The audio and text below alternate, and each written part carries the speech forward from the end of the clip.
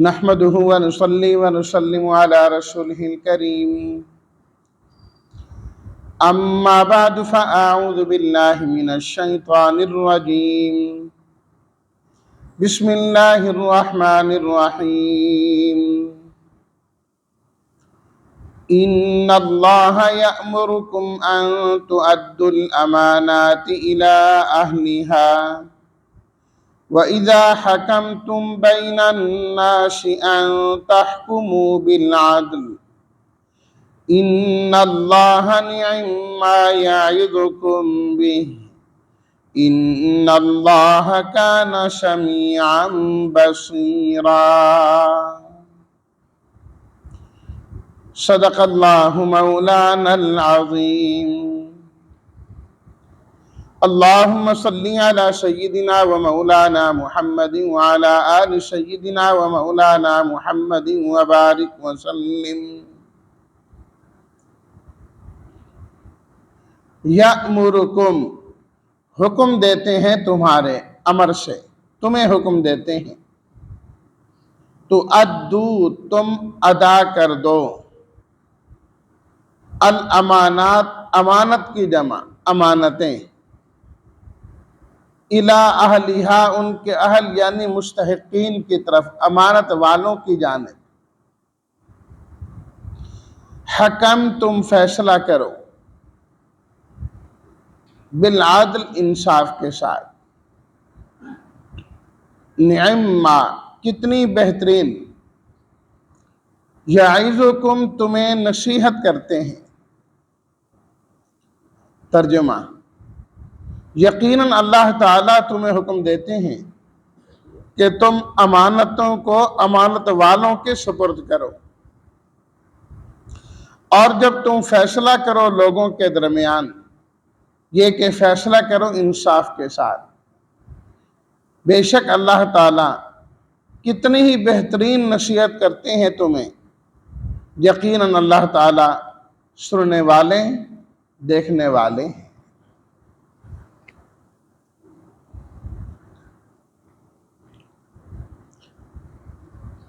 سورہ النساء کے اندر کثرت کے ساتھ احکامات ذکر فرمائے گئے سورت کے آغاز ہی میں یہ بات عرض کی گئی تھی کہ دو قسم کے احکامات اللہ تعالیٰ نے اس سورت کے اندر بیان فرمائے ہیں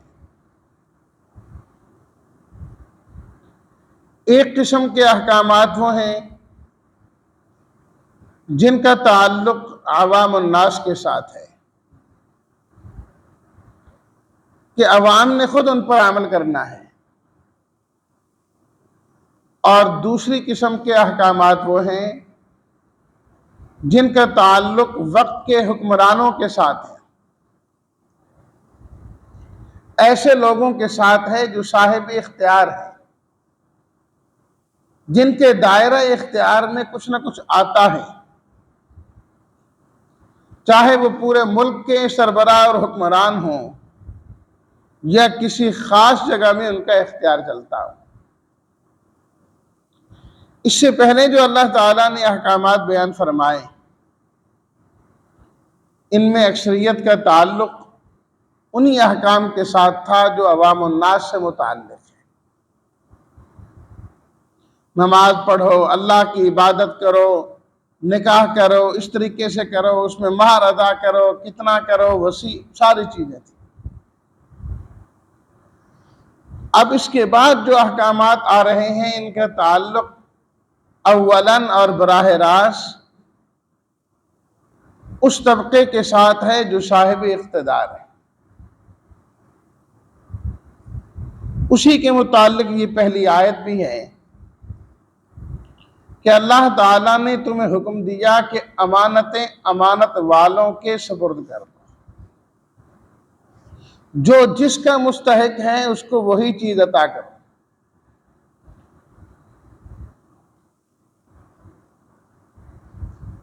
تفاسیر میں لکھا ہے کہ قرآن مجید کی یہ جو آیت ہے یہ خاص واقعہ کے متعلق نازل ہوئی ہے حضرت عثمان بن طلحہ رضی اللہ تعالی عنہ خود بیان کرتے ہیں، جو ابھی ایمان نہیں لائے تھے، وہ فرماتے ہیں کہ جو بیت اللہ تھا نا، اس کی خدمتیں مختلف لوگوں کے سپرد تھی، اور وہ لوگ اس خدمت کو اپنے لیے بڑا اعزاز سمجھتے تھے کہ ہمارے پاس فلاں خدمت ہے، اور اس میں کوئی شک کی بات نہیں، اللہ کی گھر کی خدمت کا مل جانا اس سے بڑا کوئی اعزاز نہیں، یہ بہت بڑا اعزاز ہے کہ اللہ تعالیٰ اپنے گھر کی خدمت عطا کر رہا ہے۔ تو چونکہ یہ ایک اعزاز والی چیز تھی، سب چاہتے تھے کہ یہ اعزاز ہمیں ملنا چاہیے۔ قریش نے بیت اللہ کی خدمتوں کو تقسیم کیا ہوا تھا آپس میں۔ مثلا حضرت عباس رضی اللہ تعالی عنہ کی ذمہ داری تھی زمزم پلانا، سقایا جسے کہا جاتا۔ اس خدمت کے سر انجام دینے والی جو کمیٹی تھی، جو افراد تھے، اس کے انچارج حضرت عباس رضی اللہ تعالیٰ عنہ۔ اسی طرح تعمیراتی کمیٹی اور ان کے سردار اور دیگر چیزیں تقسیم کی ہوئی تھی انہوں نے، اور اس کی وجہ سے وہ لوگوں میں معزز شمار ہوتے تھے۔ بیت اللہ کی جو چابی تھی وہ حضرت عثمان بن طلحہ رضی اللہ تعالیٰ عنہ کے پاس۔ وہ فرماتے ہیں کہ زمانہ اسلام سے قبل پیر اور جمعرات کو ہم بیت اللہ کا دروازہ کھولا کرتے تھے، 2 دن لوگ اندر جاتے۔ نبی کریم صلی اللہ علیہ وسلم اپنے کچھ ساتھیوں سمیت تشریف لائے بیت اللہ میں جانے کے لیے، تو حضرت عثمان رضی اللہ تعالیٰ عنہ فرماتے ہیں، مسلمان نہیں تھے، کہ میں نے آپ کو روکنا چاہا کہ نہ جائیں، اور میں نے کچھ سخت باتیں بھی کر دیں، لیکن دروازہ تو کھلنا ہی تھا، کیونکہ اس دن دروازہ کھلا کرتا تھا۔ آپ علیہ الصلوۃ والتسلیمات بھی تشریف لے گئے، اور دیگر آپ کے جو ساتھی تھے وہ بھی چلے گئے بیت اللہ میں، نماز پڑھی، واپس تشریف لائے۔ اسی دوران نبی کریم صلی اللہ علیہ وسلم نے فرمایا، اے عثمان، یاد رکھنا ایک دن آئے گا یہ چابی میرے پاس ہے، اور میں جس کو چاہوں گا یہ چابی اس کو ملے گی۔ پھر حضرت عثمان بن طلحہ رضی اللہ تعالیٰ عنہ فرماتے ہیں، میں نے کہا کہ اس دن تو پھر قریش ذلیل ہو جائیں گے، یہ خدمات ہمارے سپرد ہیں، جب ہم سے چلی جائیں گی تو پھر ہم تو ذلیل ہو گئے نا۔ فرمایا اس دن قریش ذلیل نہیں ہوں گے، اسی دن تو باعزت ہوں گے،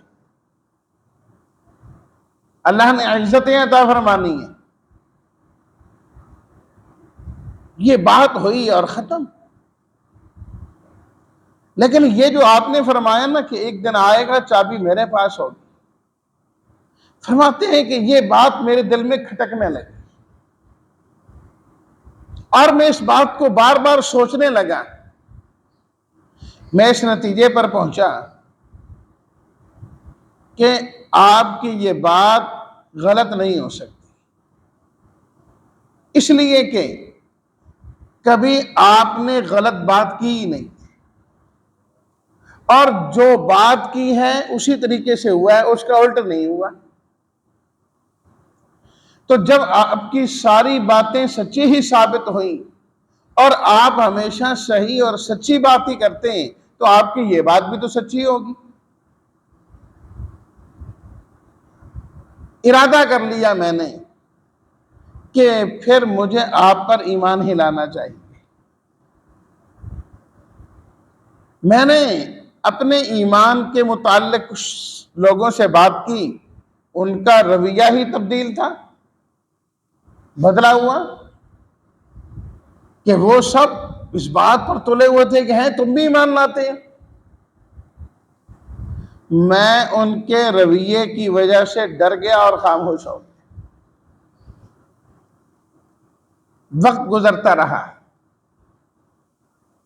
ہجرت بھی ہو گئی، اللہ نے فرماتے ہیں مجھے وہ دن بھی دکھایا جب مکہ المکرمہ فتح ہو گیا۔ نبی کریم صلی اللہ علیہ وسلم تشریف لائے اور ایک وہ دن تھا جب مکہ فتح نہیں ہوا اور آپ بیت اللہ میں تشریف لے جا رہے ہیں، اور آج مکہ فتح ہونے کے بعد پھر آپ بیت اللہ تشریف لے جانا چاہتے ہیں۔ آپ نے فرمایا عثمان چابی دے دو۔ بعض روایات میں تو آتا ہے کہ انہوں نے چابی حوالے کر دی، اور بعض روایات میں ہے کہ حضرت عثمان رضی اللہ تعالیٰ عنہ نے چابی دینے سے انکار کر دیا، کہا میں چابی نہیں دوں گا، یہ خدمت میں نے نہیں چھوڑنی، یہ میرے پاس ہی رہے گی، اور بیت اللہ کی چھت پہ چڑھ گئے، کہا چابی نہیں دینی میں نے۔ حضرت علی رضی اللہ تعالیٰ عنہ نے چابی چھینی اور نبی کریم صلی اللہ علیہ وسلم کو پیش کر دی۔ آپ علیہ الصلوۃ والتسلیمات نے فرمایا دروازہ کھولو۔ دروازہ کھولا گیا، آپ علیہ الصلوۃ والتسلیمات بیت اللہ تشریف لے کے صفائی ہوئی، سب کچھ ہوا، آپ نے بیت اللہ میں نماز ادا فرمائی، دیگر صحابہ بھی آپ کے ساتھ تھے۔ اللہ اکبر۔ اور میں یہاں پر یہ بات بھی عرض کرتا چلوں، آپ علیہ الصلوۃ والتسلیمات کی شفقت جو اپنی امت کے ساتھ ہے، اللہ اکبر، اس کے تو کیا ہی کہنے ہیں۔ روایات میں آتا ہے کہ آپ علیہ الصلوۃ والتسلیمات بیت اللہ میں تشریف لے گئے، آپ کی بڑی چاہت اور خواہش تھی۔ حضرت عائشہ صدیقہ رضی اللہ تعالی عنہا فرماتی ہیں کہ بعد میں آپ علیہ الصلوۃ والتسلیمات نے فرمایا اگر میں بیت اللہ کے اندر نہ جاتا اور نماز نہ پڑھتا تو زیادہ بہتر تھا، اس لیے فرمایا کہ میں بیت اللہ میں گیا ہوں، میری امت کا ہر بندہ چاہے گا کہ میں بھی بیت اللہ میں جاؤں، ہر امتی کے لیے جانا مشکل ہو جائے گا، تو اس کے لیے پریشانی ہوگی کہ اللہ کے نبی یہاں تشریف لے گئے اور میں نہیں جا سکتا۔ فرمایا میں نہ جاتا تو بہتر تھا، صرف امت کی خاطر۔ الغرض، جب آپ علیہ الصلوۃ والتسلیمات اس موقع پر باہر تشریف لائے تو حضرت عمر فاروق رضی اللہ تعالیٰ عنہ فرماتے ہیں میں نے اس وقت سنا آپ کی زبان مبارک پر قرآن مجید کی یہی آیت تھی، ان اللہ یأمرکم ان تؤدوا الامانات الی اہلہا، امانتیں امانت والوں کے سپرد کر دو۔ فرمایا یہ آیت میں نے اس سے پہلے کبھی نہیں سنی تھی، اور آپ علیہ الصلوۃ والتسلیمات نے ہمیں یہ آیت کبھی نہیں سنائی تھی، یعنی کہ یہ آیت اسی موقع پر نازل ہوئی اور جب آپ علیہ الصلوۃ والتسلیمات بیت اللہ کے اندر تھے وہاں یہ آیت نازل ہوئی، اس موقع پر یہ آیت نازل ہوئی۔ واپسی پہ حضرت علی رضی اللہ تعالی عنہ نے عرض کی کہ بیت اللہ کی چابی مجھے دے دی جائے، یہ خدمت میں سر انجام دوں گا۔ حضرت عباس رضی اللہ تعالیٰ عنہ جو پہلے ہی بیت اللہ کے خدام میں شامل ہیں، عرض کرنے لگے یہ خدمت میرے حوالے کر دی جائے. کہ بہت بڑا اعزاز ہے کہ ہم بیت اللہ کے دروازہ کھولیں گے، یہ خدمت ہمیں ملے. اللہ اکبر. صحابہ کرام کی چاہت ہے، لیکن اللہ نے نبی کریم صلی اللہ علیہ وسلم نے فرمایا عثمان کدھر ہے، ان کو بلاؤ. عثمان بن طلحہ آگے. آپ علیہ الصلوۃ والتسلیمات نے یہی آیت پڑھی، ان اللہ یأمرکم ان تؤدوا الامانات الی اہلھا. اللہ تمہیں حکم دیتا ہے جو امانتیں ہیں انہی کے حوالے کرو جو اس کے مستحق ہیں، انہی کو دو. اپنی ذات کو نہیں دیکھنا، ذاتیات کو نہیں دیکھنا، جو جس کا مستحق ہے اس کے ساتھ وہی کرنا ہے. فرمایا یہ لو عثمان، یہ چابی تمہارے پاس ہے. اور فرمایا قیامت تک یہ چابی تمہارے خاندان میں رہے گی. ظالم ہوگا وہ انسان جو تم سے چابی لے گا، یہ تمہارے پاس ہی چابی رہے گی. آج بھی چابی اس زمانے میں بھی حضرت عثمان بن طلحہ کے خاندان کے پاس ہی ہے. یکے بعد دیگرے جو فوت ہوتا ہے وہ چابی اگلے کے حوالے کر دیتا ہے، وہ اگلے کے حوالے کر دیتا ہے. آج تک 14 صدیاں گزر گئیں، 15ویں جو ہے نا وہ جا رہی ہے، لیکن اس خاندان سے شیبی خاندان کہلاتا ہے. اس خاندان سے کوئی چابی نہیں لے سکا.